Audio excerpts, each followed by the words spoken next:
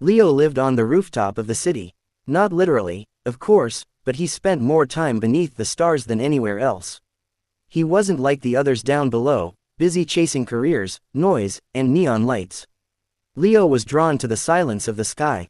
Night after night, he watched the moon and its secrets. And then came the full moons. That's when he saw her.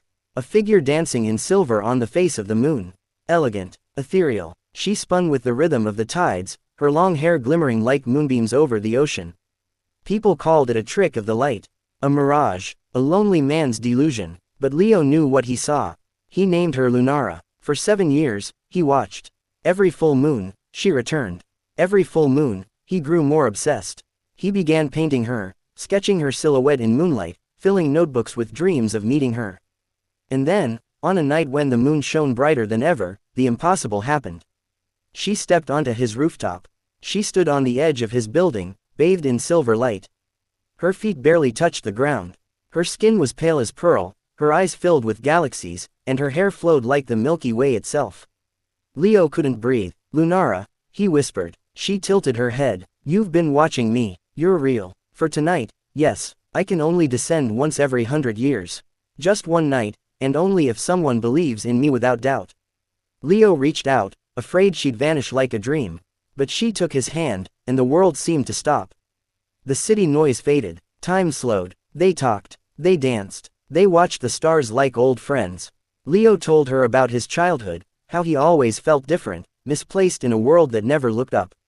Lunara told him of the Celestial Council, of her duty to guide lost travelers through moonlight paths. She was not meant to love, not meant to feel, but the moonlight shimmered differently when she looked at Leo. And before the night was over, they kissed, softly, desperately, knowing the sun was rising. As dawn neared, Lunara's glow began to dim. Her form flickered like a fading star. Her voice trembled. I have to go, she said. No, Leo whispered. Don't leave me. If I stay, I will fade. Unless what? There is a way, but it comes with a price.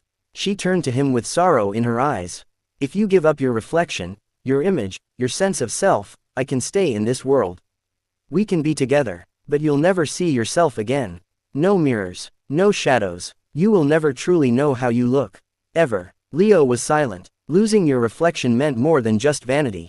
It meant letting go of identity, ego, grounding. It meant becoming half a ghost in a world that expects you to be whole. But then he looked at her. At the moonlight in her eyes. I don't need to see myself, he said. As long as I see you. He walked to the edge of the rooftop, looked into the full moon one last time, and whispered, take it. His reflection shimmered on the puddle below, then vanished. Forever. For years, Leo and Lunara lived in twilight. Hidden from the world, dancing through the night. She never aged. He barely noticed time. They moved from rooftop to rooftop, city to city, always under the watchful eye of the moon. But the Celestial Council had been watching too. Love between a mortal and a celestial was a violation. A threat to the cosmic balance. They sent warnings, then omens, then silence. On the day of the solar eclipse, the sky went dark. Lunara grew weak. Leo's shadow flickered for the first time in years.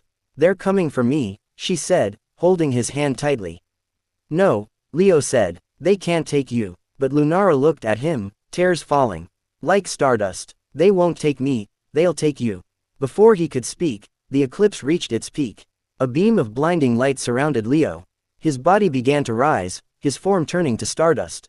Lunara screamed, trying to hold on to him, but his voice came as a whisper. I don't regret it, not for a second. And then, he vanished. That night, 2 new stars appeared beside the moon. One shimmered silver, one shimmered blue, the moon fairy and the stargazer. Together at last, forever written in the sky.